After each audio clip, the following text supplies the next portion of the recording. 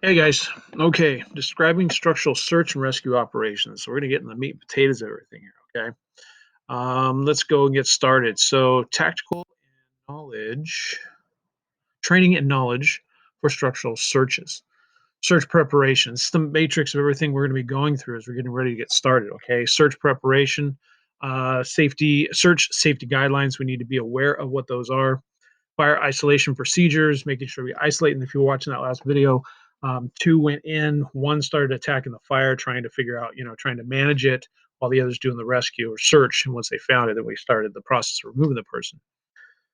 Search markers, we'll be discussing that. Primary and secondary search techniques is we're going to do some understanding of what the difference is between those two and search methods. There are multiple different types of methods. We'll discuss them and you'll be learning some basics.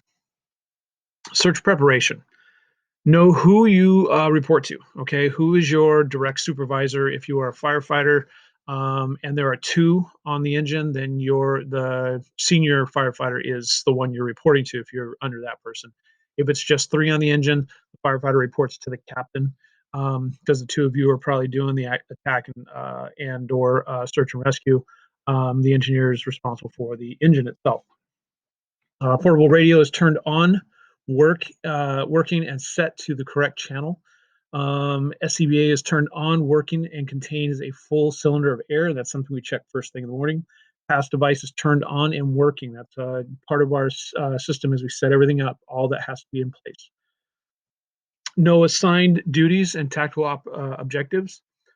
Again, watching that video, if you watched it as they're going in, they're aware of what's happening. The captain calls in that there's heavy smoke and flame showing, a single family residence, and AMR was on scene. If you heard them say that, okay, and so that was a ambulance already on scene. When they got there, the senior member of the ambulance told the captain that there was someone still trapped inside, and so they now know they have what their role is, what their duties are at this point. Be aware of alternate means of egress, gather knowledge of building floor plan, have all necessary tools and equipment, forcible entry tools, hand tools, TIC, which is your thermal imaging camera, and searchline available.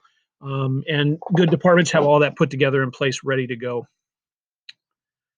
Building floor plan inspections, pre-incident surveys, architectural plans, and personal observation. We do inspections on a daily basis, and any good firefighter knows that when you go in and do inspections, you're not just simply looking for the fire extinguishers and are they accessible and workable.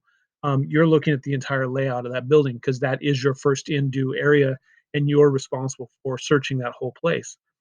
Pre-incident surveys, going through and looking at these buildings just get built. We get invited in to take a look at them, and we want to know everything about those architectural plans. We should have an idea of what we're looking at. If you go down in residence, okay, any residence home street in La Habra, you'll notice that all the homes pretty much look the same, right? You move to a different track, they look different than the one you just left, but they're still all the same uniform. So if I've done a few medical aids inside a house on my street here, and then I actually have a fire that I have to search, I should have a somewhat a general idea of where the kitchen is, where the bedrooms will be located, where the living room and den bathrooms are, because I've already been in these homes before. It's the architectural plans idea. And personal observation, kind of the same thing. As you're walking up on scene, you're taking a look at things that kind of dictate and tell you what's what. Building floor plans, tour buildings under construction. We do this quite often, and our job is to, for fire prevention, fire safety, make sure everything's in place. But a good firefighter is always looking at their plan of attack. How are they going to search this? How are they going to attack fire? Starts in this corner. What are the concerns on the other side? Observe structures in your response area. Houses and hotels. We need to know the difference between these.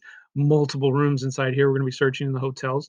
The house, how big is it? Could it be 4 or 5 bedrooms, or are we looking at just a small apartment with 1 or 2 bedrooms? Tools and equipment that you might need: flashlights, thermal imaging cameras, which are referred to as the TIC, portable radios, forcible entry tools, charged hose line, definitely something we'll have with us. Rope for search lines. And I'll explain that. There's actually some specifics about that search line, and we can have that in a bag ready to go. Ladders where necessary.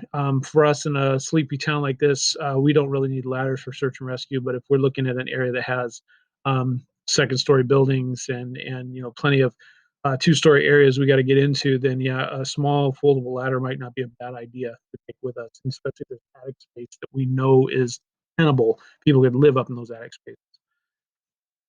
Thermal imaging camera allows firefighters to see the source of heat through darkness and smoke, used to locate victims and hidden fires, identify temperature differences. Um, Still fairly new technology, but most departments have this now, and it really is a very valuable tool for that search and rescue. It still does not take place of actual physical search and rescue. It just aids in that process. We know there's a body, and then we're going to go get it. If we scan a room and we cannot say there is or there is not, then we're going to search the room because we can't say with reasonable assurance that there isn't someone there. And when we're using it for fire purposes in itself, we're trying to find the seat of the fire or find hidden fires that we need to put out. Very beneficial in that too.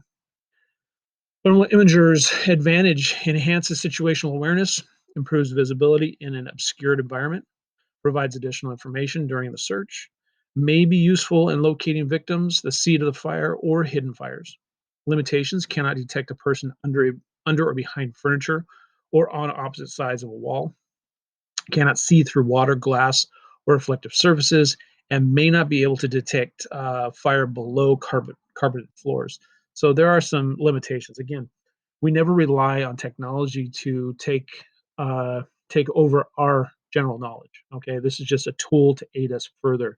But whenever we have a reason to believe we should continue the search, we will.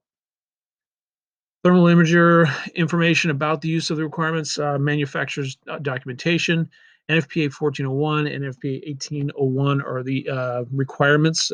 Paste or write out the requirements for these TIC units, inspection and maintenance.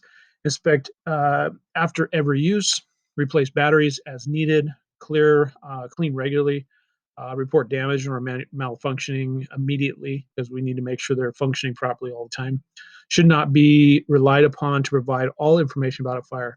Not a replacement of senses or observation, may fail under fire conditions. So those last two pieces are very important for us to respect and understand. Okay? We want to make sure we know that we cannot rely on this. It is just a simple tool to help us further. Okay. All right, guys. Thank you very much for listening. I know this is kind of choppy and we got a lot we're doing here. Like I said, this chapter is pretty big, but I'm going to pare it down the best I can. Again, really good information here. I really wish we could do this together, but this is the best we got right now. So we're going to make the best of it. Okay.